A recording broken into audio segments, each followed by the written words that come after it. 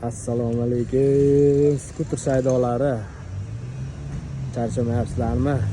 Tak, nomeri bor skuter kelgan. Kim oladi tekinga? Faqat oformit qilish kerak. Nomeri qadalgan, оформление bo'lgan, o'zini nomiga nomer olib tekinga sotamiz. Tekinga skuter sotamiz. Kim oformit qilishga pul yetadi. Yana shu mavzu. Skuterda оформление qilish kerak. Nima qilamiz? Bundan bir 3-4 ta video oldin qo'yganman. Skuterda оформление qilish kerak degan narsaga javob topolmadim hali ham. Mana shu nomer qadalgan skuter. To'g'ri, bu o'zini anaqasi emas, lekin shuni misol qilib ko'rsatyapman. Bu nomer подделка nomer. Bu skuterimiz бэушный skuter, подделка nomerda, lekin skuterda raqami bor. Davlat raqami olingan skuterda qanaqa qilib oformit qilyapmiz? Savolga javob hali ham topolmadik-ku.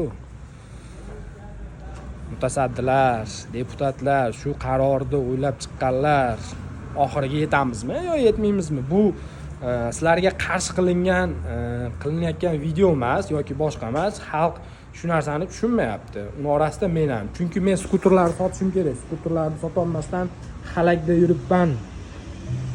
Skuterlar mana davomiy kelyapti. Kelib mana turibdi chang bosib. Skuterni sotolmaganligimdan, bu skuterni olgandan keyin qanaqa qilib buni birovga minib bo'lib, buni shirasini totib bo'lgandan keyin birovga sotish kerakligini, qanaqa qilib oformit qilishim kerak, buni puli qanchaga tushadi, shu narsani bilmasdan halakda yuribman.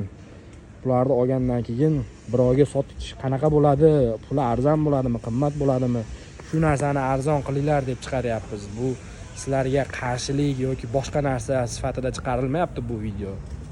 Iltimos ana shu oxiriga yetmagan qarorni,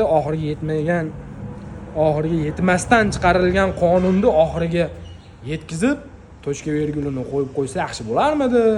Endi bu aytib o'tganimdek sizlarga qarshi chiqarilgan video emas yoki boshqa emas.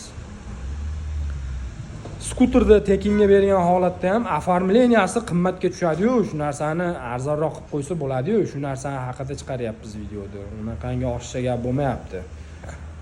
Kommentariyani ko'rsanglar, xalq nima deganini o'zingizlar bilib olasizlar. Mutasaddilar, deputatlar, shu qarorni o'ylab chiqqan Oliy Majlis